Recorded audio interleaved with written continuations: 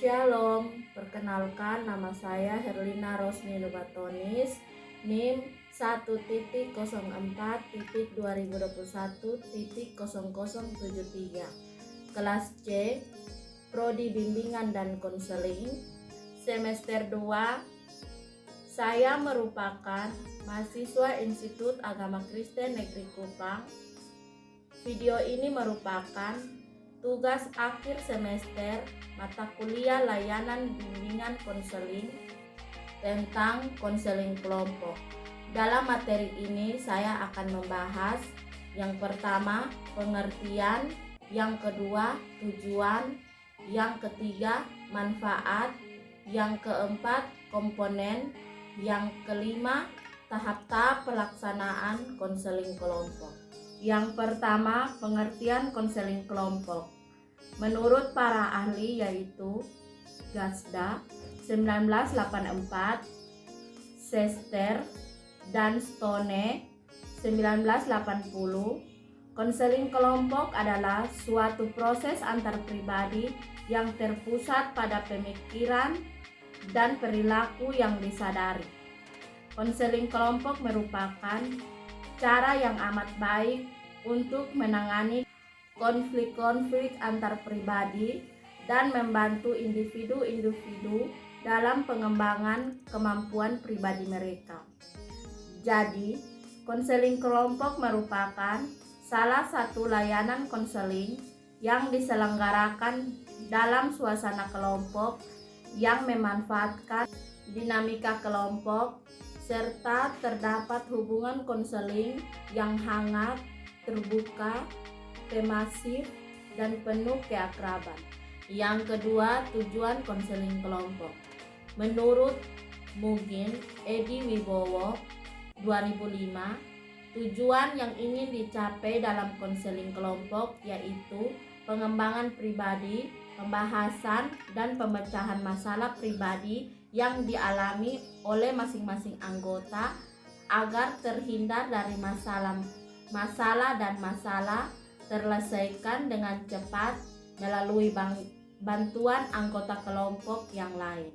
Menurut Prayitno 2004, tujuan umum konseling kelompok adalah mengembangkan kepribadian siswa untuk mengembangkan kemampuan sosial, komunikasi, kepercayaan diri, kepribadian, dan mampu memecahkan masalah yang dilandaskan ilmu dan agama. Sedangkan tujuan khusus konseling kelompok yaitu membahas topik yang mengandung masalah aktual, hangat, dan menarik perhatian anggota kelompok, terkembangnya perasaan, pikiran, persepsi, wawasan, dan sikap terarah kepada tingkah laku dalam bersosialisasi atau komunikasi. Terpecahnya masalah individu yang bersangkutan dan diperoleh imbasan pemecahan masalah bagi individu peserta konseling kelompok yang lain, dan individu dapat mengatasi masalahnya dengan cepat dan tidak menimbulkan emosi. Ketiga, manfaat konseling kelompok. Yang pertama, konseli dapat mengemukakan hal-hal yang paling penting bagi dirinya. Yang kedua, mengidentifikasi bersama orang lain yang memiliki permasalahan yang sama. Yang ketiga, meningkatkan kesadaran diri, memahami perolehan balikan yang ikhlas dan jujur dari orang lain. Yang keempat, belajar menghormati perbedaan individu dan belajar mempelajari keunikan sendiri. Yang kelima, memperoleh balikan yang cepat dari anggota kelompok dan pimpinan kelompok. Yang keenam, meningkatkan kepercayaan diri. Yang keempat, komponen konseling kelompok. Dalam konseling kelompok terdapat 3 komponen yang berperan yaitu yang pertama, pemimpin kelompok. Pemimpin kelompok adalah komponen yang penting dalam konseling kelompok. Yang kedua, anggota konseling. Para anggota konseling dapat beraktivitas langsung dan mandiri dalam bentuk mendengarkan, memahami, dan merespon kegiatan konseling. Yang ketiga, jumlah kelompok. Banyak sedikitnya jumlah anggota kelompok sangat menentukan efektivitas konseling kelompok.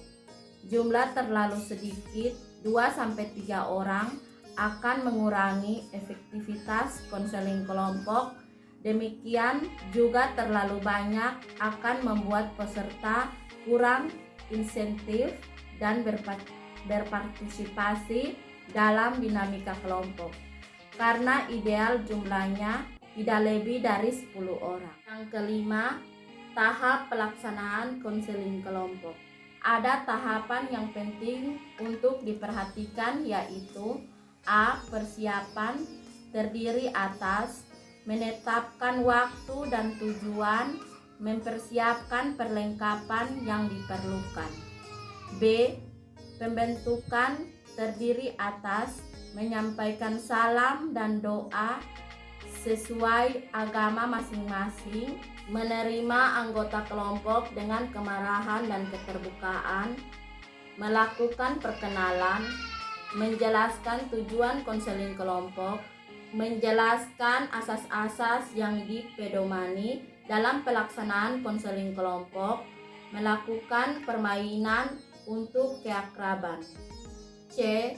Peralihan, terdiri atas menjelaskan kembali dengan singkat cara pelaksanaan konseling kelompok, melakukan tanya jawab untuk memastikan kegiatan anggota, menekankan asas-asas yang dipedomani dan diperhatikan dalam layanan konseling kelompok. D. Kegiatan, terdiri atas menjelaskan topik atau masalah yang dikemukakan, meminta setiap anggota kelompok memiliki sikap keterbukaan dengan masalah yang terjadi pada diri masing-masing, membahas masalah yang paling banyak muncul. E. Pengakhiran, terdiri atas menjelaskan bahwa kegiatan konseling kelompok akan berakhir, menyampaikan kemajuan yang dicapai oleh masing-masing kelompok, menyampaikan komitmen untuk memegang keberhasilan masalah teman, mengucapkan terima kasih, berdoa menurut agama masing-masing, bersalaman. Sekian penjelasan saya terkait dengan konseling kelompok. Semoga bermanfaat bagi kita semua. Terima kasih.